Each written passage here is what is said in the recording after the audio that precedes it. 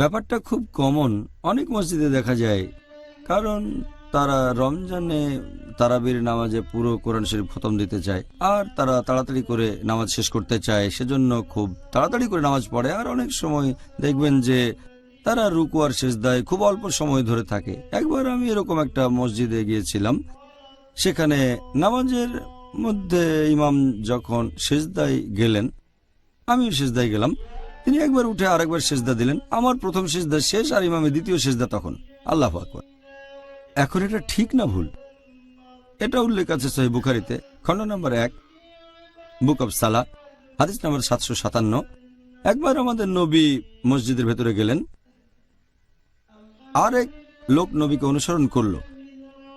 তারপর নামাজ পড়া শেষ হলে সেই লোক নবীকে সালাম দিল, আসসালামু আলাইকুম। নবী তাকে উত্তর দিয়ে তারপর বললেন যে তুমি আবার নামাজ পড়ো, কারণ তুমি নামাজ পড়োনি। সেই লোক আবার নামাজ পড়ে নবীর কাছে ফিরে আসলো। নবী তখন বললেন, তুমি আবার নামাজ পড়ো, তুমি নামাজ পড়োনি। সেই লোক তৃতীয়বারের মতো নামাজ আদায় করলো, তারপর নবীর কাছে আসলো। নবী আবারও বললেন, যাও নামাজ পড়ো, কারণ তুমি নামাজ পড়োনি, তৃতীয়বার। তখন সেই লোক বলল, এর চেয়ে ভালো করে আমি নামাজ পড়তে পারবো না, হে রাসূল, আমাকে শেখান কিভাবে পড়ব। তখন নবী তাকে বললেন যে তুমি তাকবীর দেওয়ার পরে দাঁড়ানো অবস্থায় বিভিন্ন সূরা পড়বে পবিত্র কোরআন থেকে, যেগুলো অন্তর থেকে জানো। কোরআনের যে সূরাগুলো তুমি জানো সেগুলো পড়বে। তারপর তুমি রুকু করবে এবং রুকুতে গিয়ে প্রথমে তুমি সুস্থির হবে।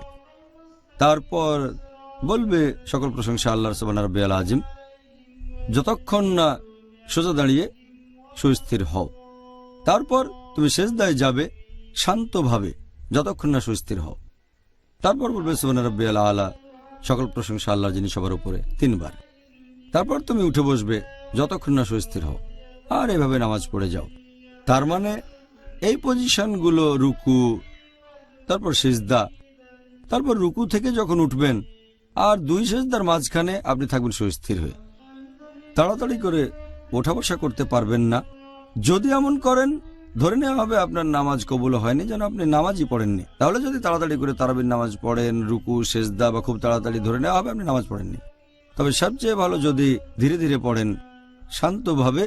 যদি মনে করেন 20 রাকাত পড়তে আপনি পারবেন না, তাহলে 8 রাকাত পড়েন, তবে সেটা শান্তভাবে, সুস্থির হয়ে আর ধীরে ধীরে পড়বেন।